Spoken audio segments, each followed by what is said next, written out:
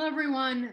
Thank you for joining us this evening for an artist roundtable on reimagining care of Indigenous objects, featuring Wendy Red Star in conversation with Tanis, Peter Morin, and Christine Oricchio. This is the first live public event of CARE Syllabus. As you should see, we will be utilizing an open captioning software during this event. My name is Victoria Papa, and I'm an assistant professor of English at Massachusetts College of Liberal Arts, where I direct the Mind's Eye, a research and praxis initiative of the college, which has partnered with MASS MoCA to host tonight's event and more broadly the CARE Syllabus project. It is with gratitude, humility, and great care that we acknowledge that CARE Syllabus's hosting institutions, MASS MoCA and MCLA, rest on the ancestral homelands of the Wapanaki Confederacy and the Mohican people. CARE Syllabus is a cross-institutional multimodal online public education resource, which features original text, visual media, recordings, and virtual live events by activists, artists, and academics. Motivated by a series of pressing critical inquiries, CARE Syllabus aims to generate equity-centered discourse in a time of unrest and uncertainty. In a digital age that simultaneously lends itself to isolation as well as alternative forms of world-making, CARE Syllabus tends to artistic expression, activism, and thinking that fosters radical communal imagination. The creative impulses rooted in these modes of collaboration and critique spur new ways of investigating, revaluing, and celebrating the histories of care and shifting praxis of care currently at work in our homes, classrooms, and communities. Along with my fellow co-directors of CARE Syllabus, Levy Prombom and Laura Dickstein-Thompson, who you'll hear from in just a moment, I welcome you to tonight's event and encourage you to check out caresyllabus.org, where you'll find Wendy Red Star's curated module, Reconnecting Objects with Their Homes. And now I will pass it on to Levy.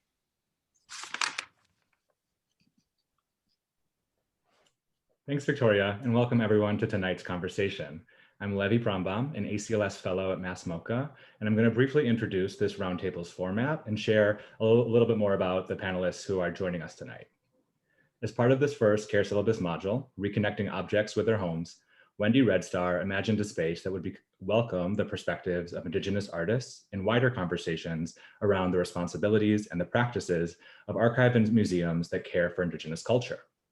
Red Star invited artists Tanis and Peter Morin, as well as Christine Oricchio, a collection specialist at the National Museum of the American Indian, or the NMAI, to think about questions of access, of history, voice, community, and home in relation to NMAI's shifting strategies of collection care.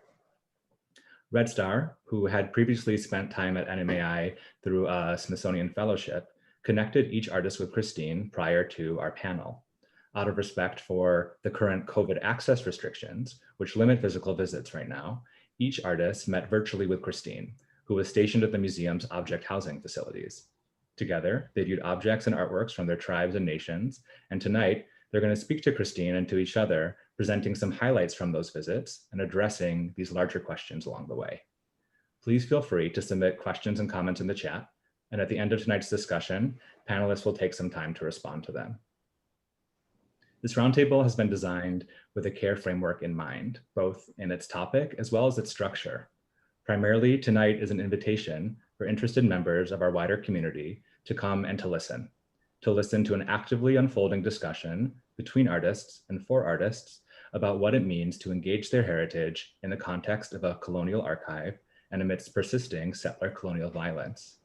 These conversations can be intimate, fraught, and vulnerable.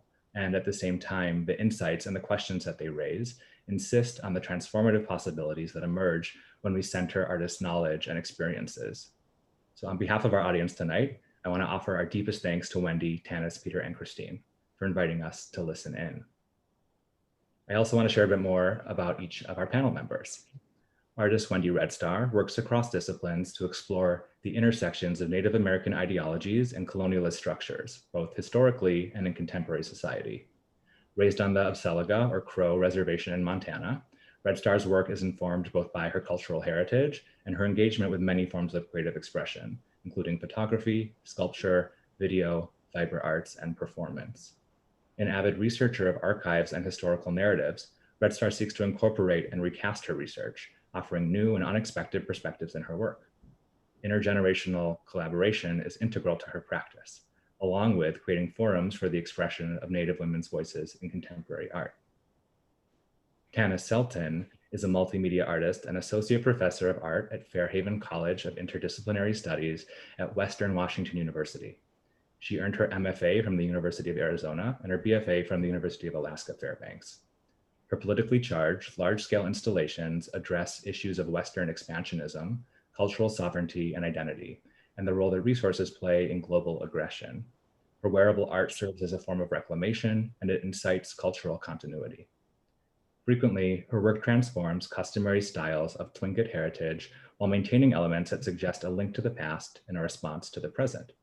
Her art has been exhibited and collected by major museums throughout the United States and Canada, and as an independent curator, she has contributed to several exhibitions. Peter Morin is a grandson to Tahltan ancestor artists. In his artistic practice and curatorial work, Morin's practice-based research investigates the impact zones that occur when Indigenous cultural-based practices and Western settler colonialism collide. This work is shaped by Tahltan Nation epistemological production and often takes on the form of performance interventions. In addition to his object making and performance-based practice, Morin has curated many exhibitions. He's an associate professor in the Faculty of Art at Ontario College of Art and Design, where he's also the advisor to the Vice President of Academic Affairs on Indigenous knowledge practice and production. Christine Oricchio has been a contracted collection specialist at the National Museum of the American Indian for nearly 10 years. Her daily tasks include ensuring the preservation and care of the NMAI collections by managing environmental monitoring and pest management programs, maintaining safe and accessible collections housing for objects, and facilitating collections access for communities, artists, and researchers' visits and tours. Christine holds the BA in Archaeology and an MA in Museum Studies.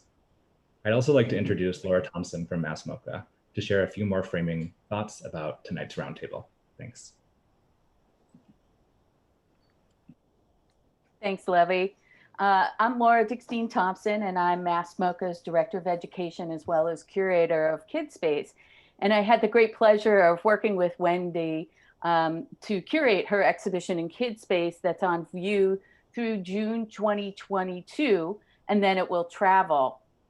I've been looking forward to this panel discussion about the care of Indigenous collections, and I'm pleased to share with you some of my doctoral research about the National Museum of the American Indian to give you a bit of introductory framing for the panel discussion ahead. For my dissertation, I conducted a case study of the museum as it was transforming from a private museum, the Museum of the American Indian, into the National Museum of American Indian, a Smithsonian entity that established the Hay Center in Lower Manhattan, and eventually the museum on the Mall in Washington, D.C. My focus was on how the museum's practices changed as a result of a revised mission, vision, staffing, staff plan, home, collection storage, and so forth. Since this panel will discuss the care of Indigenous collections, I will begin with a short description of some of my findings on how the Hay collection, which is the foundation of the NMAI's collection, was tended to in its first home as the Museum of the American Indian on 155th Street in New York City. Some of these details are really tragic. For instance, it was repeatedly reported by interview participants that the MAI had a prominent display of Iroquois false face masks. According to the Iroquois Council of Chiefs in the late 1980s, these masks were sacred and were not to be shown to non-natives. The council demanded that these masks be removed from the museum and returned to the tribal nation.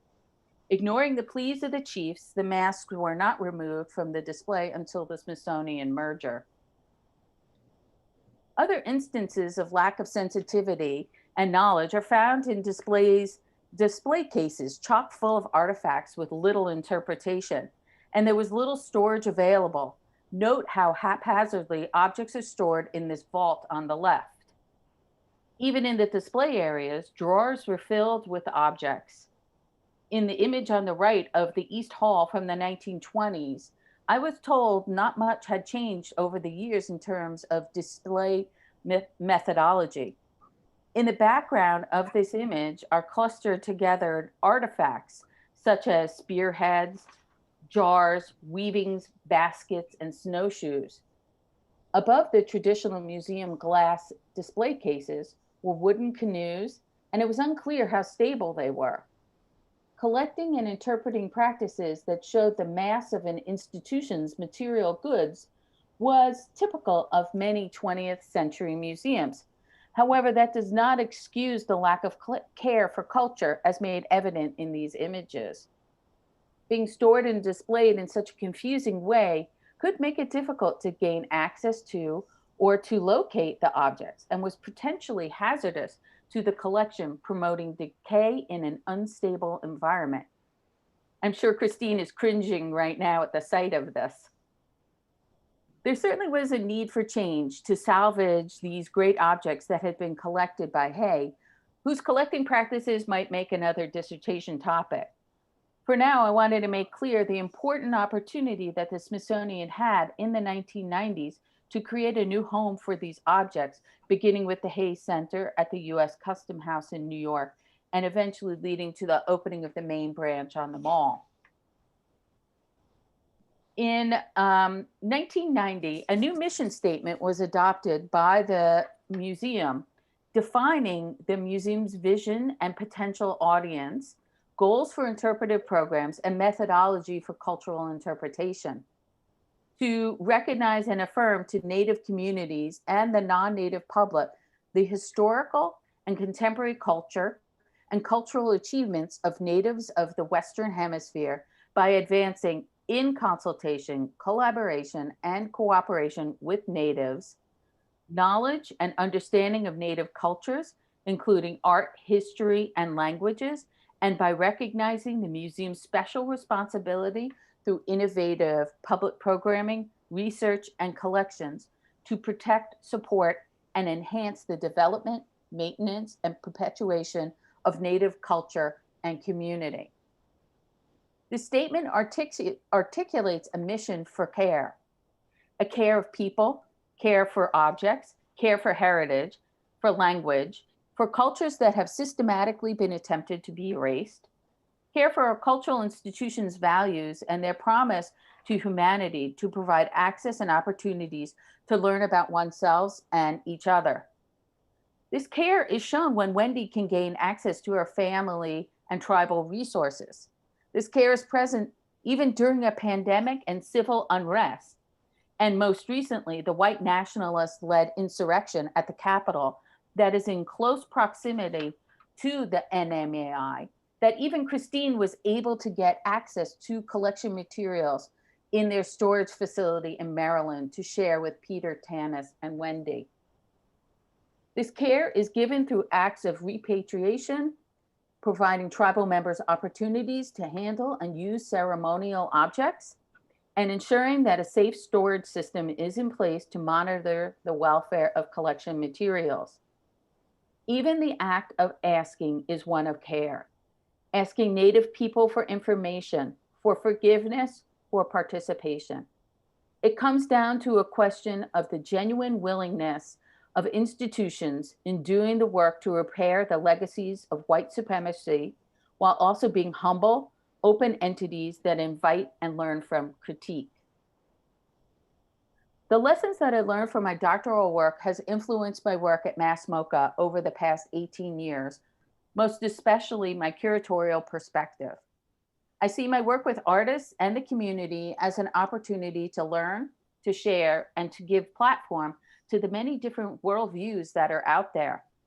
Wendy's installation at Kidspace is one such example that provides an entry point for all our visitors to reflect on their knowledge of US history and to recognize false teachings about the Indigenous people who inhabited the Western Hemisphere for millions of years prior to its colonization by the Europeans. I'll now pass the conversation off to Wendy to share a bit more of her hopes for this panel and to introduce the other panel participants. Thank you, Laura. That was a really just, I don't know, just seeing the Hayes collection, like stored like that, really makes me think how incredible it is to see some of my community's objects intact. But I would like to thank MASS MoCA and Kidspace and CARE Syllabus for helping to support this important conversation. And I'd like to thank Levy, Laura, and Victoria. I'm very thrilled to be having this important conversation with Christine, who I worked with for my Smithsonian Artist Research Fellowship. And it was, working with Christine was really amazing, and that I guess I want to say it was kind of a profound experience that I've ever had going into a museum collection. I've gone into quite a few where I've gotten to see Crow objects, Apsalaga objects, but this was the first time going into a collection where I was told that I could actually physically touch and hold my community's objects. And repeatedly, Christine would say, oh, these are your objects. And I would always be sort of surprised by that statement. So I found that to be profoundly important. But I want to talk about the two artists who are some of my favorite artists, Tanis. And Tanis, I actually, I think right after graduate school, I went to graduate school at UCLA, and I didn't really know any other contemporary Native artists. So I started doing some heavy research to find other contemporary Native artists, especially women. And I found Tanis. And I found Tanis because she's an Eiteljorg fellow. And there was a essay about her work in one of their catalogs. And she's been a huge inspiration for me. So I'm very excited. And I've worked with her. Beyond that, I've curated a couple shows, and Tanis was in them. And then regarding Peter, also my research in contemporary art, and I will say Peter is from Canada, and First Nations art scene is incredible. Oftentimes I feel they are way ahead of us in the US with Native artists. And Peter's practice, he's got a lot of humor, and I really appreciate that about his work. And I've actually gotten to see him perform in person. But he is an incredible artist and just has a lot of care and generosity. And I've also curated Peter in a couple shows as well. So where are you guys? Let's start this conversation. Okay.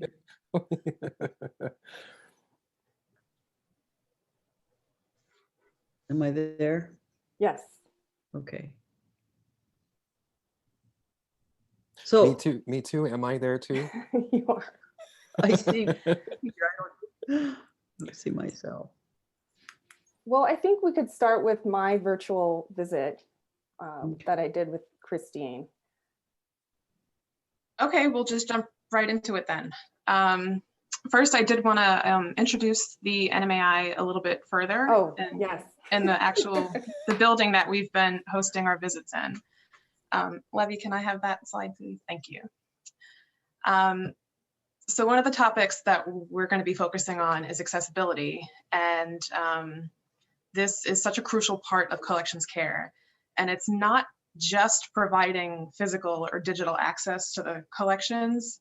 It's also about the home in which the collections are stewarded. So for those that don't know, the entire NMAI collection is housed in the Cultural Resources Center, where it is our responsibility to provide a comfortable space for community members to reconnect with these items and their families. This building, therefore, has many intentional design features that are in place to welcome our Native constituency and transform this from just a simple building to a home for both our guests and the collections that we care for. So the images you see before you actually feature some of these elements. Our main entrance opens to the east, as does many Native homes. Our doors open up to this beautiful natural landscape, which is quite the difference between our exhibit spaces that are surrounded by marble and cement. We have 2 ceremonial spaces that our constituency can use anytime before or after their visit. And we also welcome bringing items into the rooms for smudging and prayer as well. The interior of our rotunda is often our main gathering space for potlucks when we celebrate our welcome guests. This room too features several elements designed to provide comfort and sort of, as one of my coworkers says, stem the balance of the relationship between museums and Native communities. So we're trying to provide a whole different route. And we do that by incorporating certain iconographic elements, like a spider web on our ceiling and these butterfly wings that are also representative of lattice that you might see in a cedar mat or in a textile. And it's these familiar features that we're hoping provides this wonderful home that we use to care for our collections. So these features also extend into the interior as well. Next, thank you. So this is the interior of our main collections housing area, where our cultural items are housed in open aisles by community, different from by material where you saw that picture that Laura was showing. And they are oriented geographically on the north-south axis. So visiting with Peter and Tanis, their community items were in the northwestern portion of the building, whereas Wendy's were a little bit further down.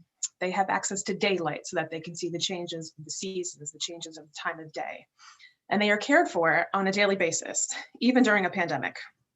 And it is here in these 2.5 floors that we work to cultivate relationships and partner with communities to forward our understanding of what the proper care is for each item. And that care is guided by the descendants of the cultural items, which would be Tanis, Peter, and Wendy. And it has been an immense privilege to work with you and learn from you over these past few weeks. So Wendy and I know each other for a while now.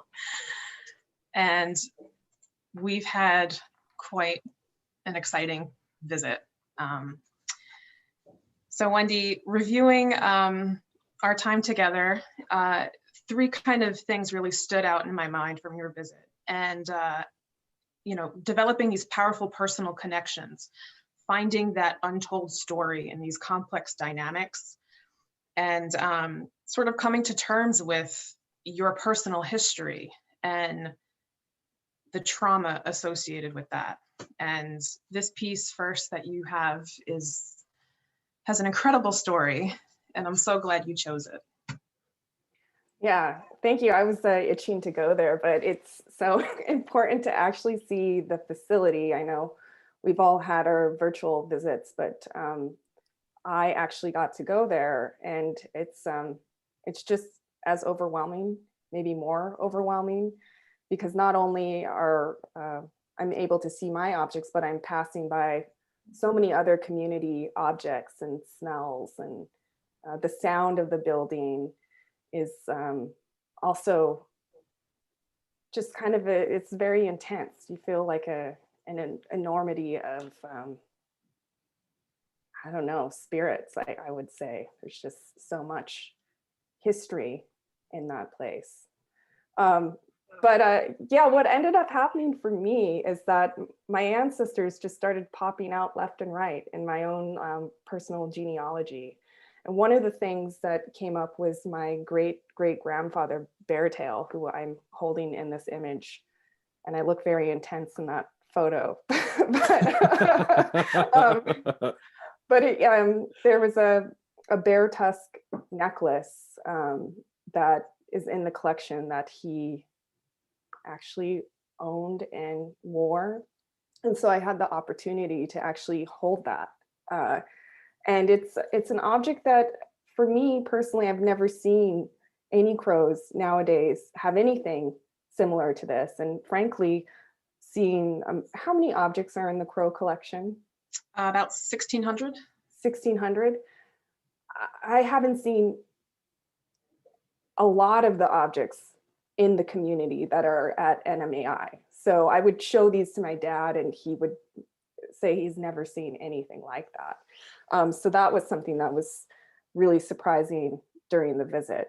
But I just wanted to, I'd love to put like the human element into it. So right now you're just kind of looking at the necklace and you did see my great-great-grandfather.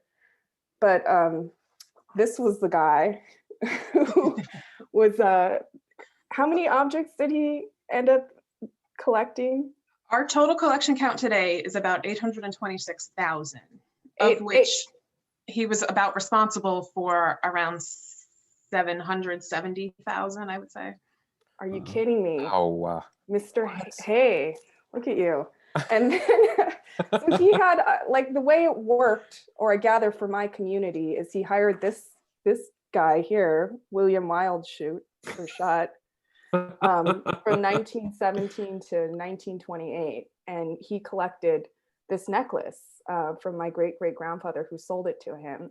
And not only did my great-great-grandfather sell that to him, he sold some of his grandfather's stuff, which I was able to see. Most of it is sacred items. So we're not, do you want to explain that, Christine? Sure. So this is actually a good moment to talk about one of our gestures of care is in, we have several policies, one of which is a sensitivity policy, and it guides us in providing access to objects to certain people. And by that, I mean, we have guidelines from the community that stipulate, you know, certain people should only have access or certain people should not have access at all. And that's in place to protect us from things we shouldn't be seeing, protect visitors, protect the traditional knowledge, and protect the community. And I can go into some of that a little bit more later on when we look at your, with green skins object as well. Yeah, why don't we jump to green skin? Sure. So greenskin is your fourth great grandfather, right? Yes, he is. And I like didn't even know about green skin. So Yeah. that was another thing I reported to my dad. Did you know you have a third great grandpa green skin? One of the things I loved about your in-person visit was you were constantly on the phone with your father. I was. And like reconfirming, like, do you know this name? Or can you tell me about this story? And, you know, in terms of bringing this information back to community, like that's why we're here. That's why we do what we do. So like when Tanis says she's showing her kids these items, you know, that's what brings joy to me because we're extending the connection one step further. So getting back to greenskin though, I don't know if you wanted to switch the slides. So one of our most recent initiatives is taking the information that we have about object care as directed by communities and inputting that into our database so that we have this information accessible and so that we don't do anything inadvertently wrong and make a mistake. So for example, your great grandfather's ears that are actually war ornaments, they have a stipulation that we need permission from the community to reproduce an image or show. So that is why when we get to that slide, you'll see that it's just the catalog card and a description. And it has a couple kinks, but we're working out, you know, it's kind of almost like a better to be safe than sorry situation where we don't want to give out the wrong information to the wrong person. Yeah. And I was telling you, well, I called my dad up and I told him about this policy and he's like, that's really good. And I said, yeah, I think so too. And I get why it has to be done. With my community, it can be really hard. For instance, right now, we're sort of in this weird place with our tribal administration, and there is nobody that you could contact to get that permission currently. So there's sort of like on my home front, these really challenging obstacles that would be hard to get in order for me to be able to see that. So there's sort of these sort of different barriers or obstacles.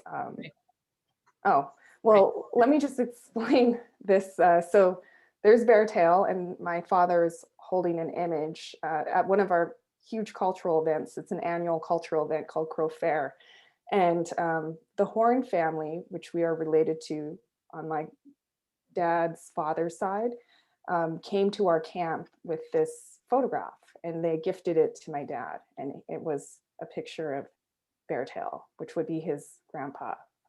And then in the middle, the lady on the right with the sort of striped blanket, that is Beartail's daughter, and her name is Knows Where the Bear Goes, and her English name is Marianne, and she married my great-grandfather, Red Star. And then there's Beartail on the right as an old man. He's holding a sword, and I think he's got glasses on. You can totally tell he sort of kicks major ass. And some of his grandpa's stuff is a bunch of war medicine and a horse stealing bundle, which I was like super excited about that, because crows are notorious for having a lot of horses and for stealing everybody's horses and creating a bunch of havoc. I always like to say, when Lewis and Clark came through our territory, they didn't see any crows, but we stole all their horses. And I hope Greenskin was one of them. So yeah, and do we have the next slide with the, okay, so this is what, so this is another interesting thing. I think Peter and Tanis too, I think you were, when you got the collection information, you were seeing sort of descriptions, which are interesting on their own as well. So this is a description of Greenskin's war ornaments. Basically, it was probably some vision that he had, and this animal was a protector of his deer that then he would wear when he would go out to count coup. Sorry, we can talk, right? Yes, we can, please. Yeah. Well, I was thinking about what you're saying, Wendy, and wondering about how imagination becomes comforting when you can't actually see, you know, like this card is absence. It represents a kind of absence, right? So when you were thinking about this object, did the imagination of it like afford you some comfort, or like how did you see this? You know, I have comfort in seeing their names and saying, oh, I have this fourth great grandfather named Greenskin. Whoa, you know, I hadn't gotten that far back on my grandfather's side. He was born in 1907, and my grandma was born in 1920, so she's got more information than him. But like I said, I've seen so many crow objects in the collection that I never had seen before. I kind of feel like in my wildest imagination, the description wouldn't even match, you know, to what the actual reality of the object is. So I do think it is really important that with the right protocols that, you know, people can see them.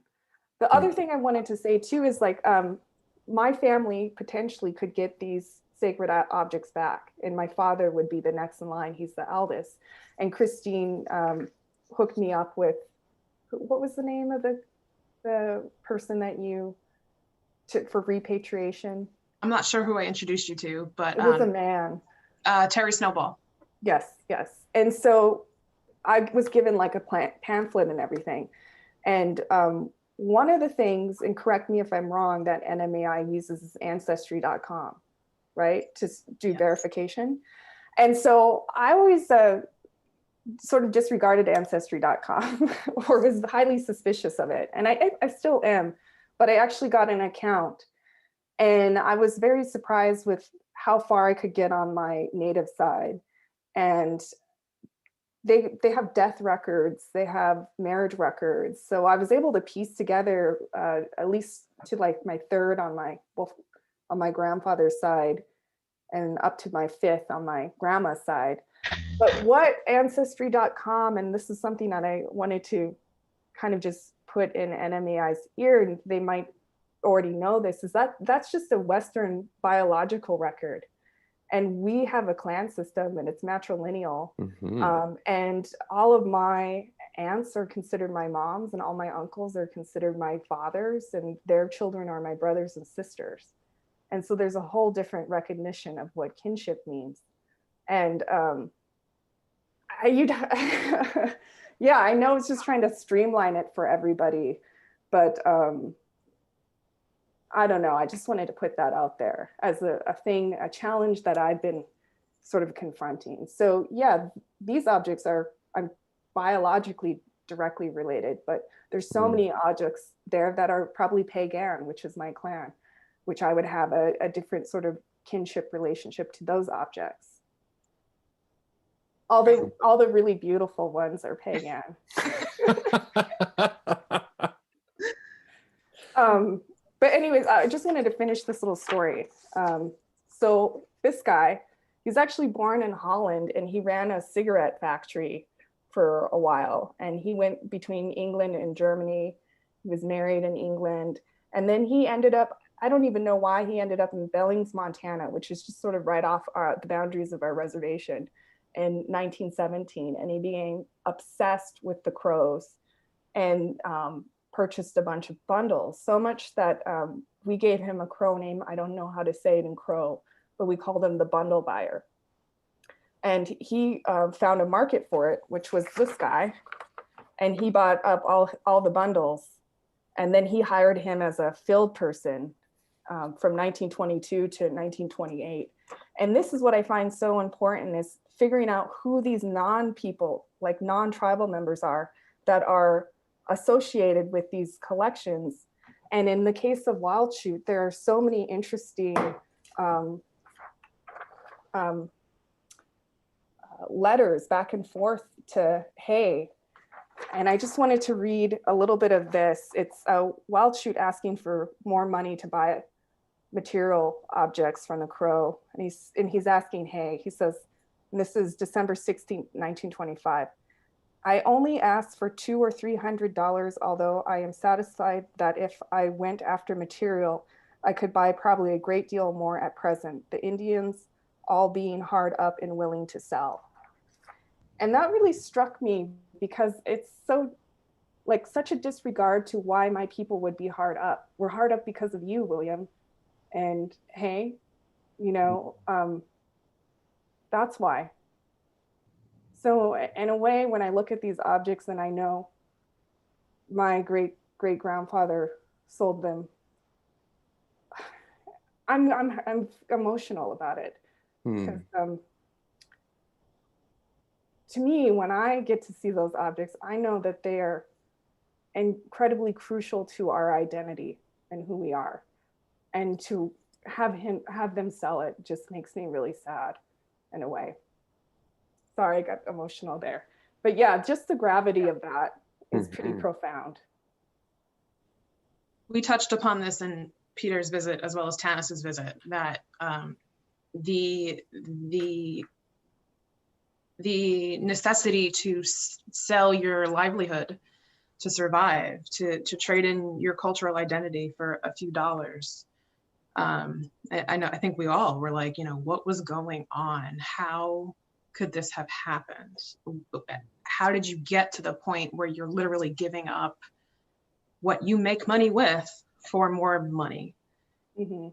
And that's where the weight and the heaviness and the emotion comes in. You know, when you step into this building, when you visit with these objects, it's the power of all of those years and all of those tears combined. And it's overwhelming. But I know we got our revenge, because I know there's some fake bundles in there for sure. Well, thank you. That's great.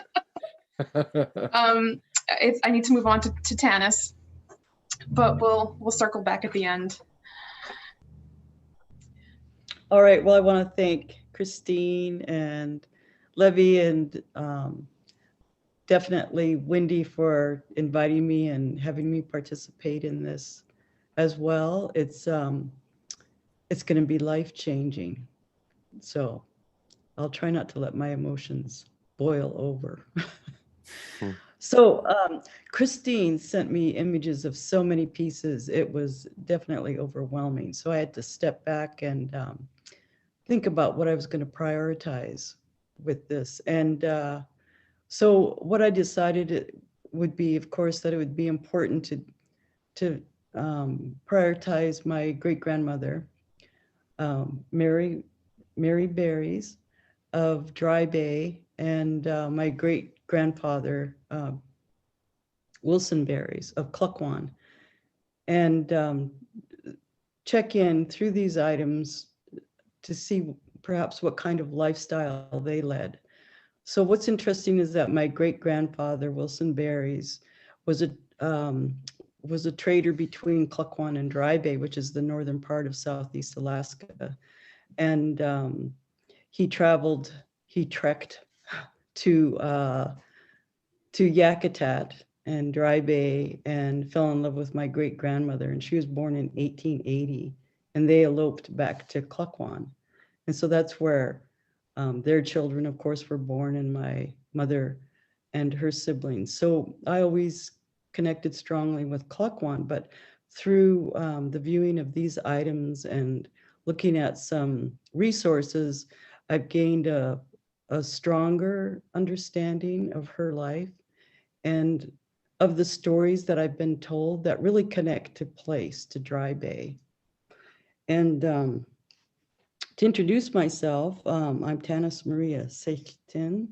Sechtin is my grandmother's name. I am of the Raven moiety, Yech, and of the Coho and Whale House. So Whale House is pronounced Yahit in Tlingit. And so I can trace my lineage through my great-grandmother back to these houses in Dry Bay and get a better understanding of the turmoil that she experienced during the turn of the last century. So I've always been really enamored by these amazing forms, these daggers. So this dagger actually is one that was made post-contact. And you can tell because of the brass that's on the top of the blade. It's real typical of these daggers to be just one bladed instead of double bladed. And in the next slide, I'll show you that. But what I was intrigued by this one was that it was so intricately designed. And on the top, it's a dogfish emblem. And the notes that I got said that you flip it over and you can see the raven. So of course that's my moiety. And then what's really amazing to me is the method that goes into making these. These are hand forged.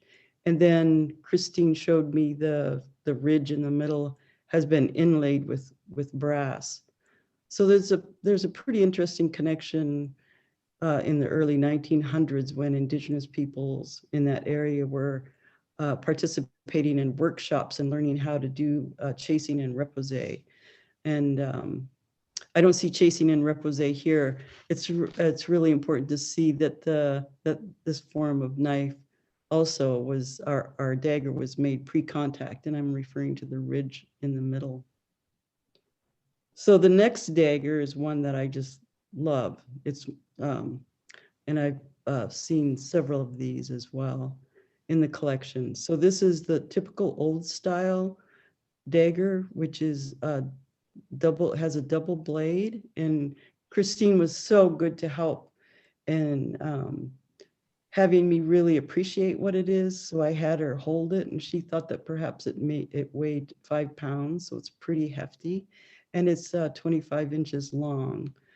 And so what's intriguing about this one as well is that it's wrapped, the handle is wrapped in human hair, it's braided human hair. So for that reason, the museum has noted that it was considered an object of sensitivity because of the hair. But other notes say that the hair wasn't taken in conflict. So is pretty interesting. So looking into this history a little bit more, this form of dagger, which is also, they're so big, they also can be the same size as to a degree, a sword. But this dagger is really attributed to the Chilkats. And I came across a wonderful story about the first person to do this type of work was a woman.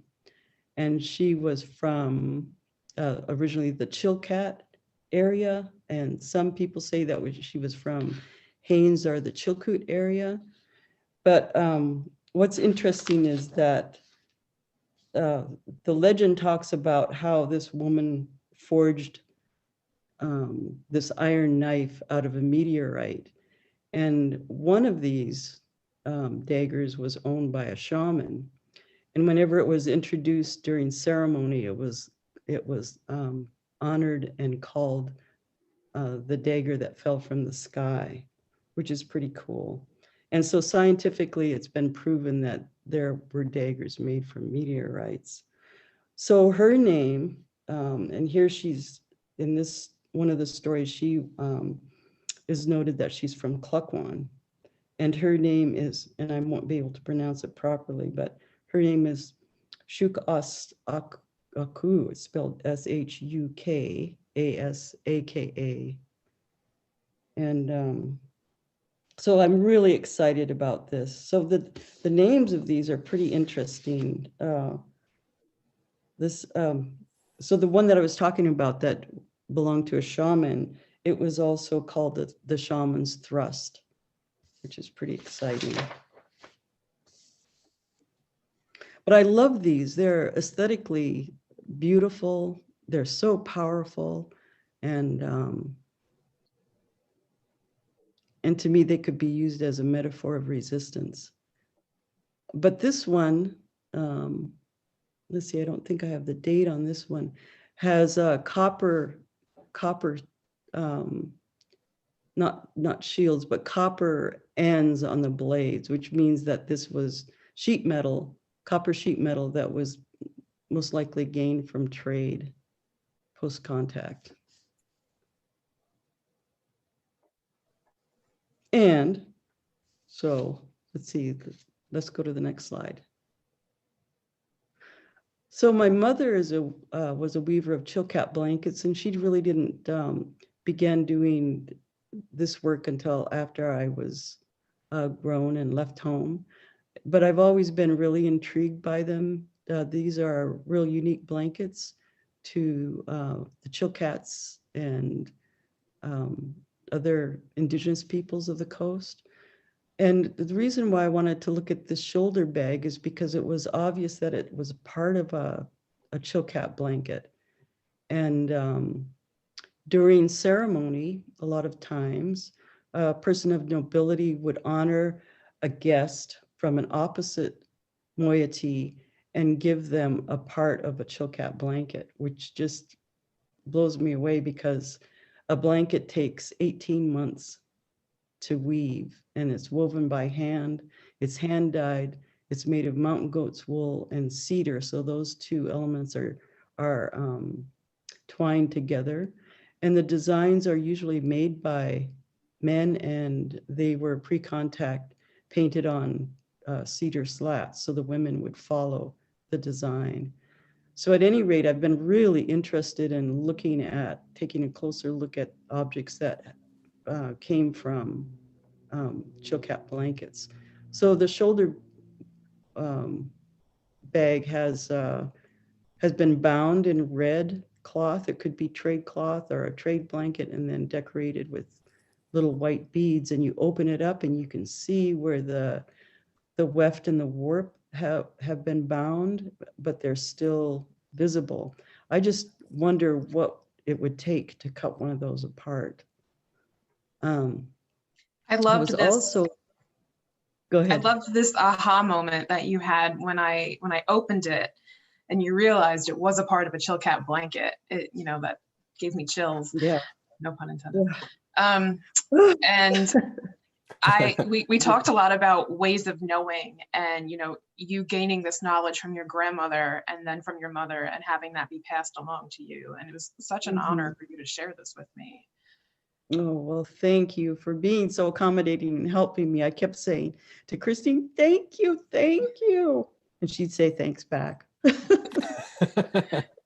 Tanis, we have about another minute, but I would love for you to show your mother's apron if you would like.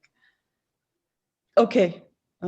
So this is my mother's dance apron, and it was normally worn by, it's worn by men, and it has the fringe. So this is a small apron that she didn't finish. And I really do appreciate the detail. So with this apron, the designs became really a lot smaller and more refined. And she didn't get to finish it before she passed away. And it's beautiful. And I learned so much just from speaking with you and, remembering details that I had learned previously, but it's been over a year since I've worked with researchers and artists, and it was a beautiful example. I did not expect you to get up and bring this to me. So thank you. Right. I want to share just one more thing with you. So there's a lot of different stories about the origins of the chill cap blanket. And what's really commonly known by us throughout Southeast Alaska is that the Tsimshians had originally wove the ravens, what's called the raven's tail blanket, which is basically a geometric in design. And what I learned through my mother was that the Tsimshians gave up the weaving technology to gain a peace settlement with the Chilkats. And so a chief with 2 wives then inherited this technology. And one of his wives was named Lynette, which is so fascinating because that's my mother's name as well. And she was so excited to share that with us. Awesome. Okay, thank you. Did you want me to talk about those bracelets? We have to move on to Peter now. There's so much to talk about, I know. All right.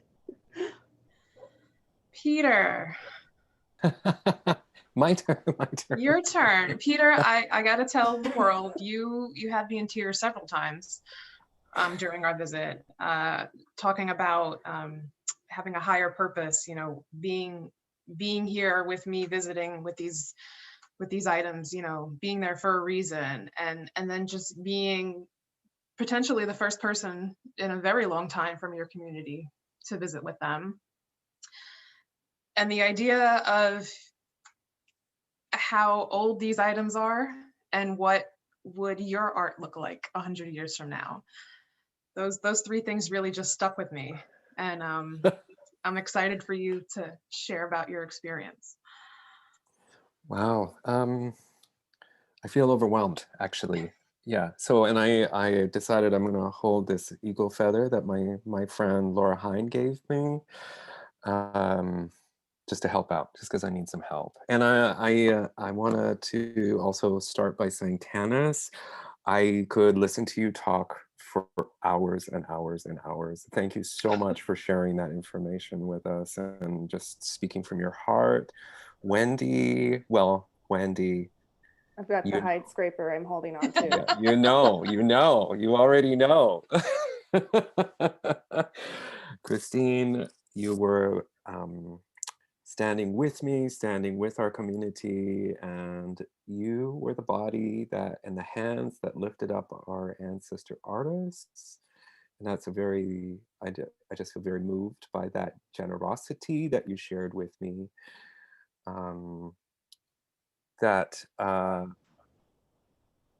These pieces, like, and I guess I want to also sorry, I'm just super into listening right now. But I also want to say thank you to the organizers for making this space and for making such a generous and active space for me to participate. I come to this moment as a Tahltan artist. My mother is a Crow Clan matriarch. I am a Crow Clan member. My father is a French-Canadian man. Their names are Janelle Craig and Pierre Morin. I also come to this moment with these two people in actually my body. They are actually my body. Ancestor artists, Tahltan ancestors, and my parents. And I guess I keep thinking about, since our visit, Christine, and our collective conversations, I keep thinking about how these objects are supposed to inspire Tahltan artists. And how it's, because it's this extra step to get connected to them. I wonder about that. And one of the things that Christine and I talked about, or that occurred to me while we were visiting via the Zoom, was that I'm not sure how to look. I'm not actually sure how to look at these things. And so when Christine sent the list of all the Tahltan objects, and Christine, it's over 400 objects, right? About 400, yeah. Yeah. I was trying to see myself. I was trying to see, like, I'm a researcher too. I've been to museum collections.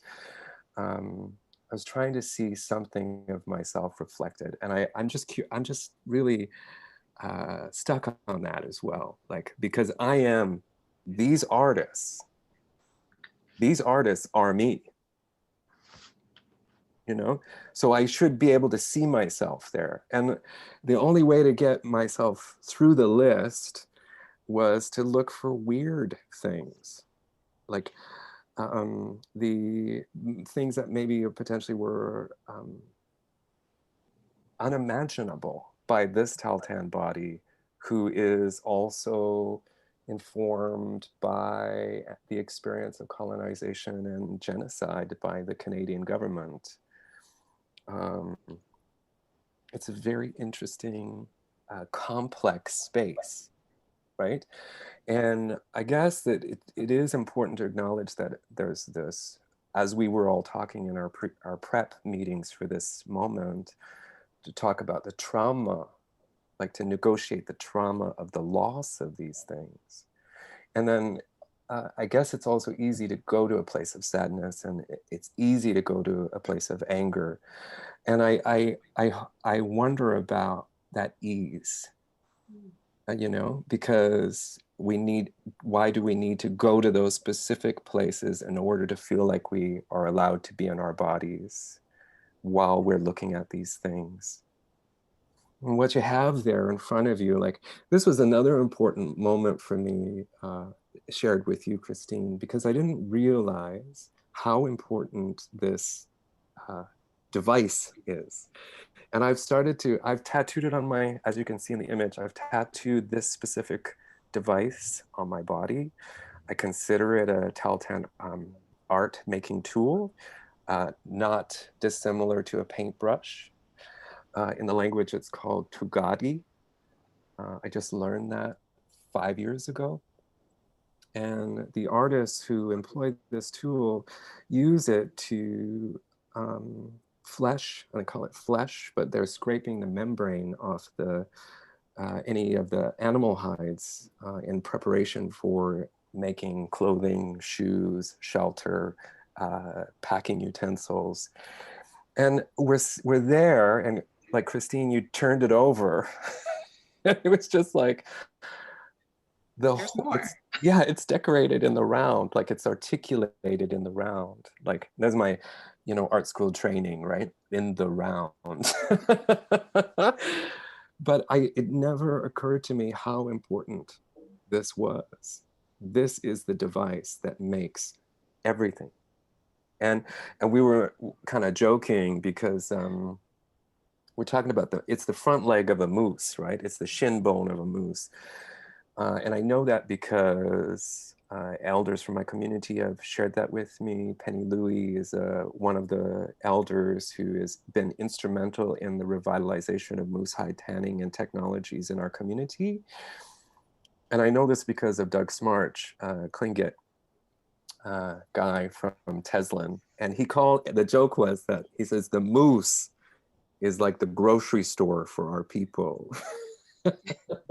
Because everything comes from the moose, including the implements of survival. The implements of survival include art and the making of things. And I'd actually tattooed this on my body from the book, Tahltan Indians by George Thornton Emmons. And it's a really, I was working from a really poor reproduction of a really poor drawing of this. And I tattooed it to my body as a part of a performance that I did. And part of the part of the performance was to, it's called stacomancy. It's one of the strategies that I use. So you kind of like flip through it's like a fortune telling. So you flip through the pages and you focus on an idea.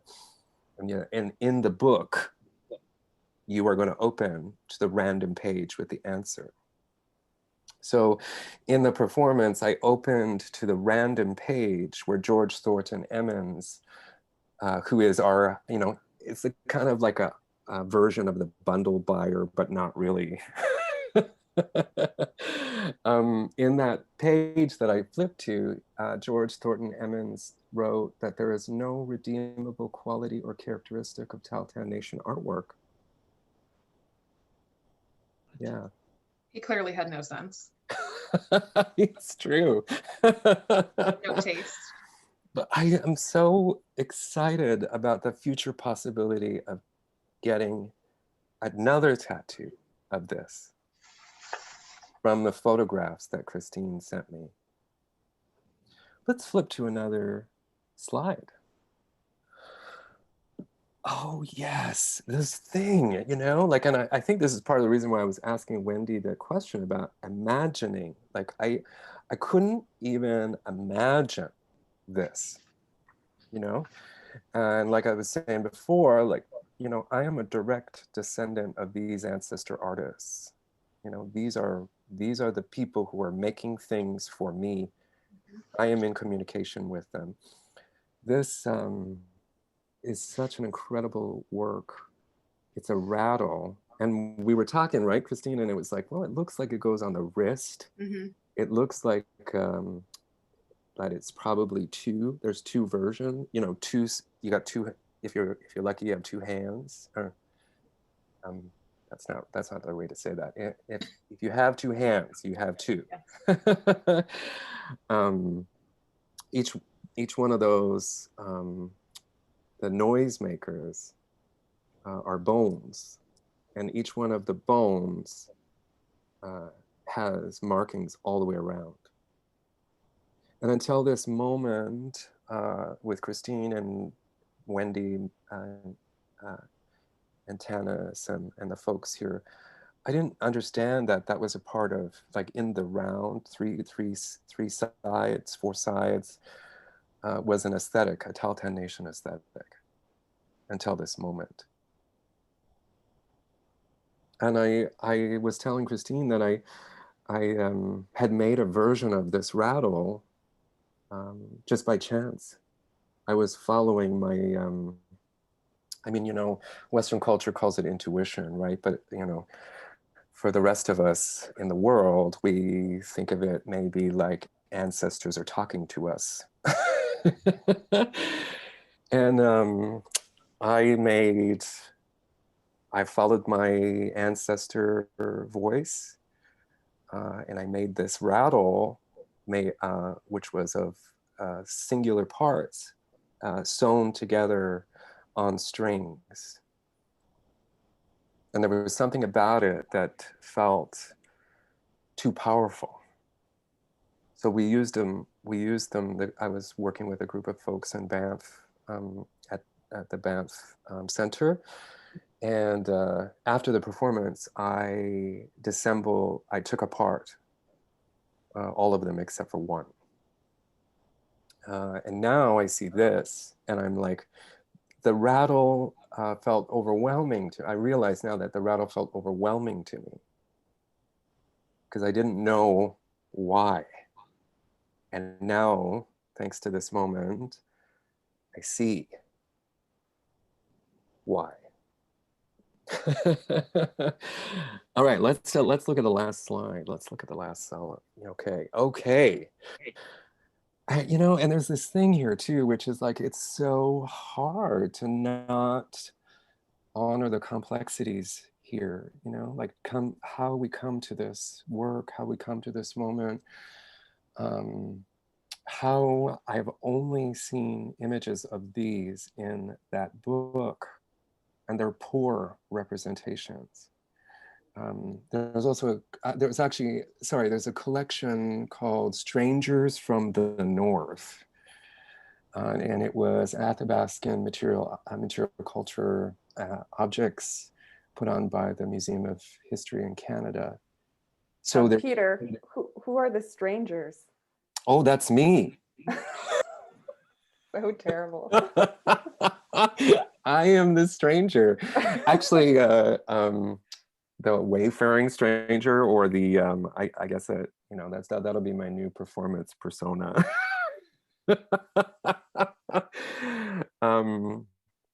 There's this thing here, this tump line. Even the word burden strap. I mean, what is that? You know, in looking at this, it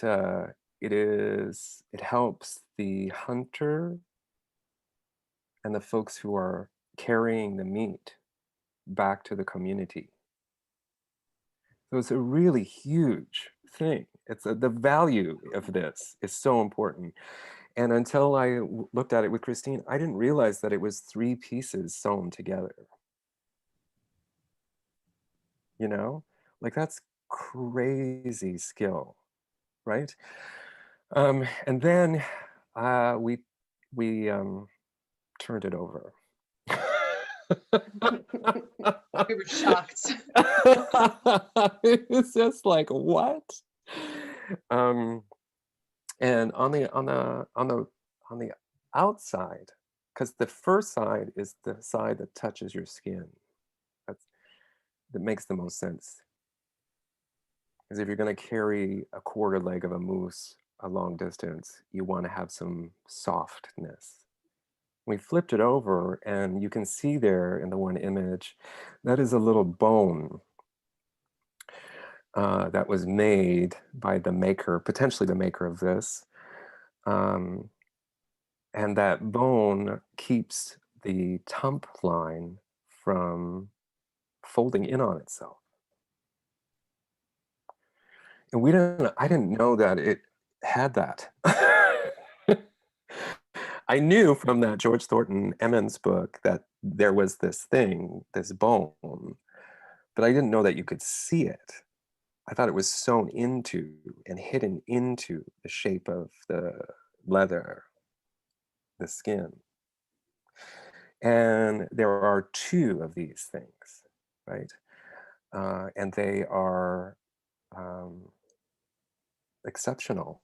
Like, it's just exceptional, what you see here in the image here is absolutely matched on the other end of the tump line. I didn't know that they were 5 inches long. I thought, based on the image from the poor image from that book, they look quite small. But you can see from this image that they are absolutely integral to this design. It's a crazy moment. Yeah, this was a happy surprise. And there are a couple more in the collection just like this, with the same pieces of bone on either side. So oh my God, when we do this again. Yes, we will. Yeah.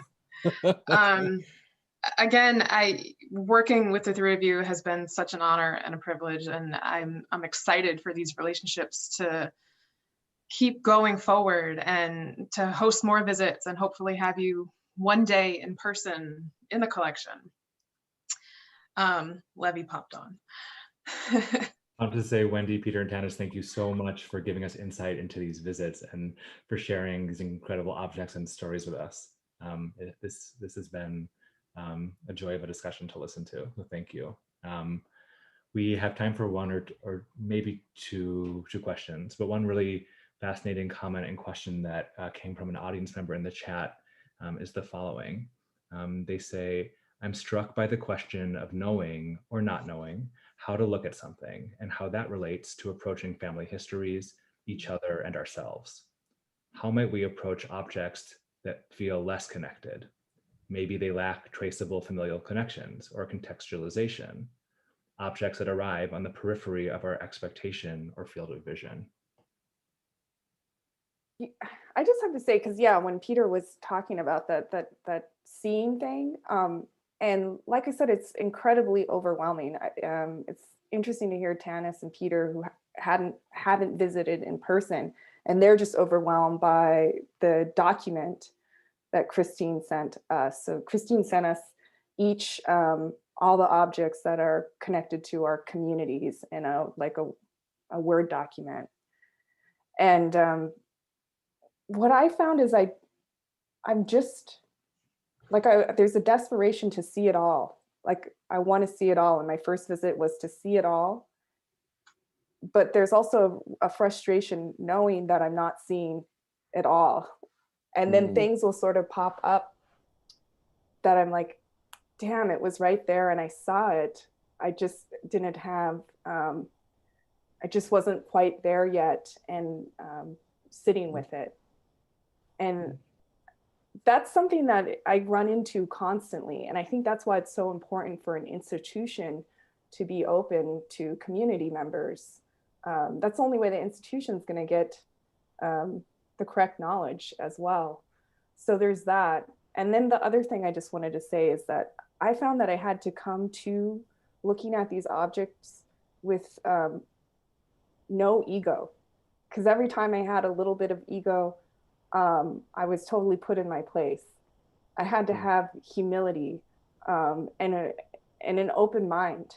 And one thing that would come up, we might open a drawer and there might be something that I think is not Crow. Be like, why is it in there? And then I would, well, this is in my younger state. I think I was a little bit better when I met Christine, but I'd say, get it out of there. That's not Crow. But then what I soon realized is, no, that's actually part of our story.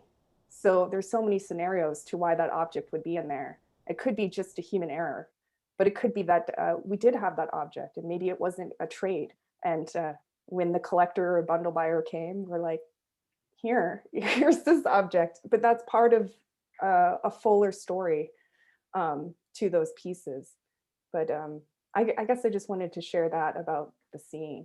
It's I don't have an answer, but I'm curious about Peter and Tanis.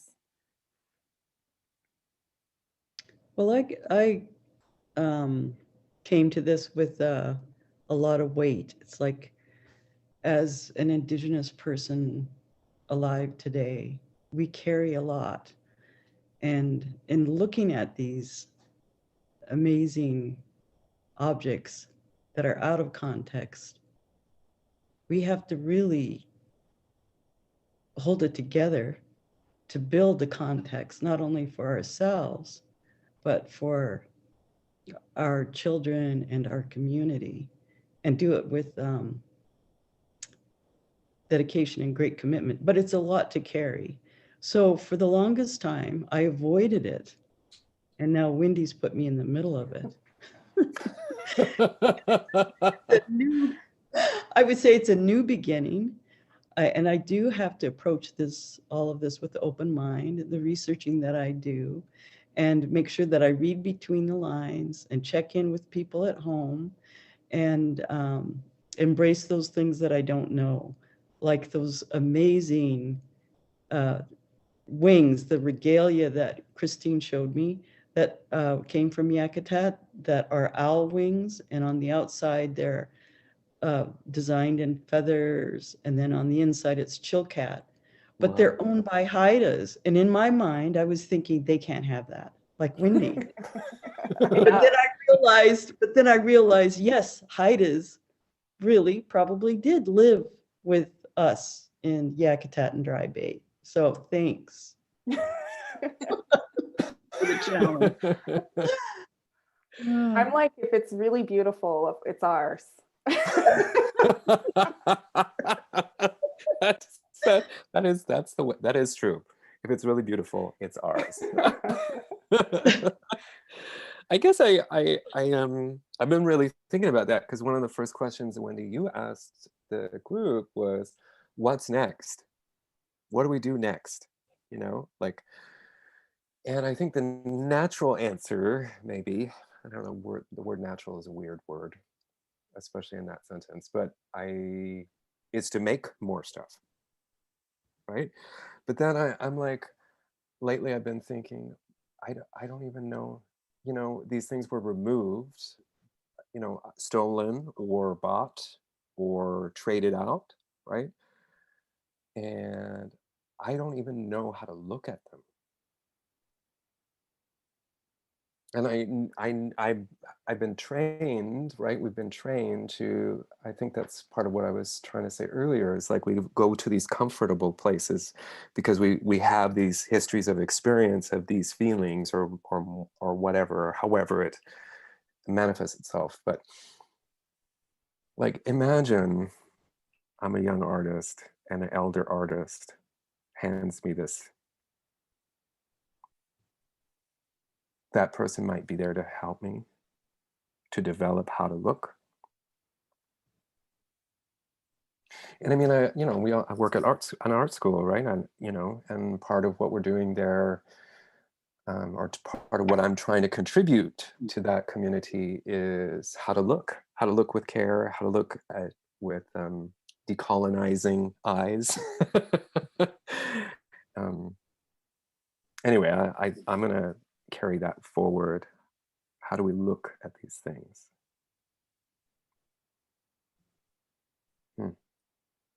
I'd like to ask one more question, which also touches on something that came up in the panel as well. This person remarks that, you know, as artists, it sounds like you've all had to engage with flawed historical narratives. What's your advice for others who have to do the same?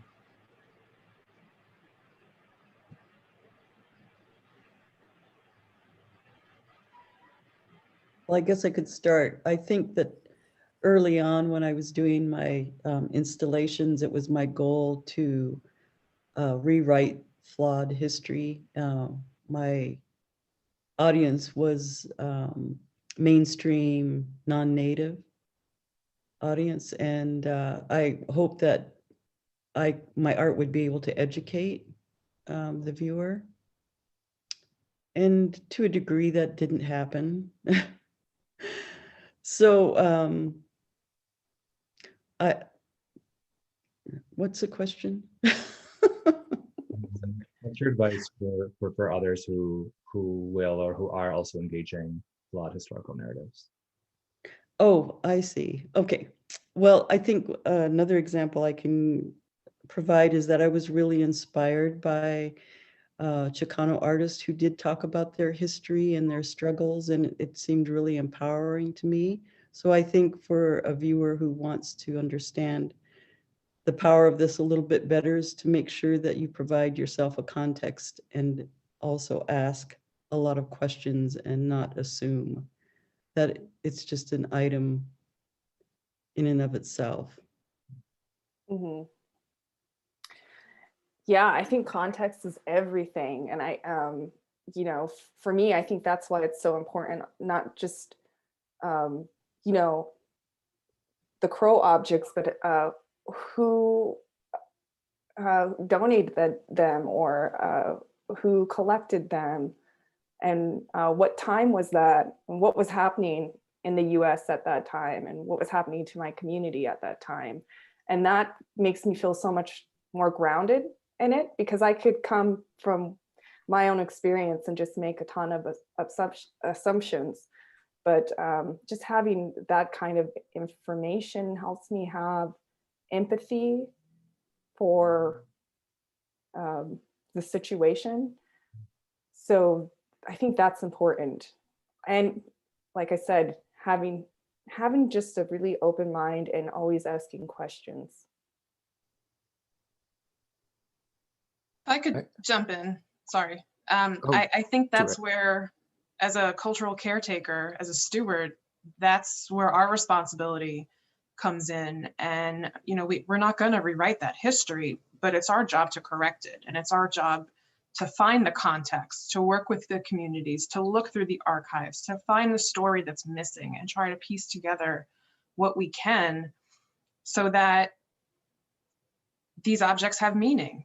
And you then can develop some sense of knowing and how to engage with them, and you know how that then transforms you. Yeah, I think for me it's like this radio, and the colonial narrative is put up on high. And when when I have access to my community stuff, I'm slowly starting to turn up that story, so that then like I can hear it better.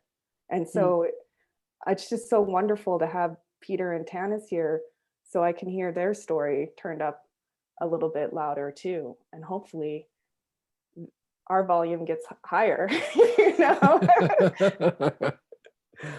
love that. I love the higher our volume of our story, the better. Yes. I guess just the question, I think that there's two kinds of story. Like there's the flawed narrative that you tell yourself, and there's the flawed narrative that's told to you. I guess I don't guess. For me, things started to change when I understood that my work contributes to Tahltan Nation art history first. So there is that moment where it'll flip over. I'm sure of it. It's happened to me. And then something else happens again. And Wendy, I love the phrase that you used earlier about a fuller story. I think that's really profound, because we always like, I mean, now we watch, I watch Instagram videos for 3 minutes. Everybody wants that quick story, right? But to honor the fuller story, or the fullness of that story, I think that's something to consider as well. One thing before we go. Oh, sorry, Tanis, go ahead. I just want to quickly say that I really appreciate what you say about the fullness of that story, a fuller story, because we can start to turn down the colonial story and turn up our own. But what's real important when we go out into our own community is that we have multiple versions of the same story. So that's something that we have to be open to. And it's really, really challenging. So the origin of Daylight by Raven took place on the Stikine River, the Alsek River, the Nass River, on and on. Everybody has that story, and there's different versions. So I think we have to be really compassionate about each other's realities. Yes, beautiful. and I think bringing healing back to our own communities is so important, and being kind to each other, because I think colonialism has worked really well to sort of make us the enemy of ourselves. But I know we have to go, but I just wanted to, for me, when I had the experience in the collection, I felt like Peter, that I was supposed to be there, and I was supposed to work with Christine, and that our objects were waiting for me in a sense. And I just wanted to know if that was the same feeling for including Christine. Did you have that sense? I said to Peter the other day, I believe there's a time and a place, and I believe I'm in that time and place for a reason, for some reason.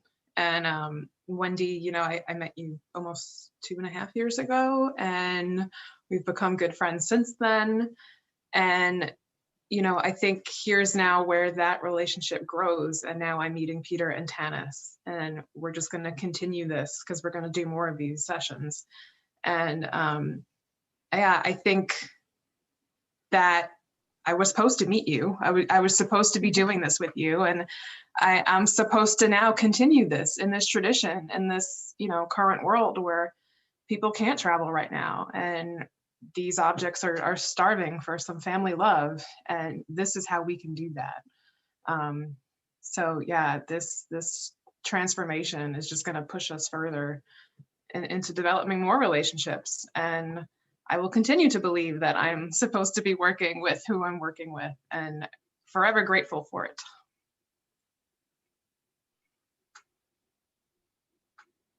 Yeah, I love that. I love that. And yeah, there's this moment we're all sharing in this deep moment, you know, like there's some objects in that collection that we worked with, Christine and I, which I had been dreaming about for most of my life. And because of this moment, this deep, deep moment, I got to see them. That's so profound to me.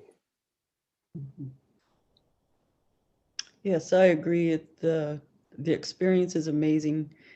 Even though I'm not physically there, just to have Christine lay them out and turn them over and show me some detail and tell me some story, and then finding out that it means more and more, and the connections are stronger, and I'm making these amazing links to family members. And what's really intriguing is that I'm not at home anymore, so it's really nice to make these connections. And it's also interesting to know that there are people, family members, that aren't aware of some of these stories that I thought were common stories for everybody, but they don't know them. So to talk about some of these objects and the stories with them, I have to backtrack and tell them the stories that my mother told me. And so that's what's amazing to me. I'm going down this path that's just ongoing forever. You know, there's a lot there to uncover. So I appreciate it. Thank you all so much, Wendy, Peter, Tanis, Christine, for the gift of this conversation. I want to thank our audience for listening, and I want to encourage you all to check out the work of the artists we got to listen to today, and to visit caresyllabus.org to hear and to experience Wendy exploring these issues in even greater depth. So we hope you guys will come on this Care Syllabus journey with us, and wish you all a great night. Thank you again. Thank you. Thank you. Thank you, everybody. Bye. Bye. Bye.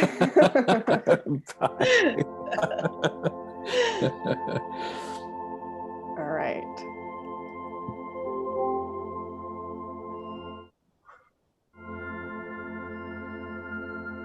So I'm pretty sure that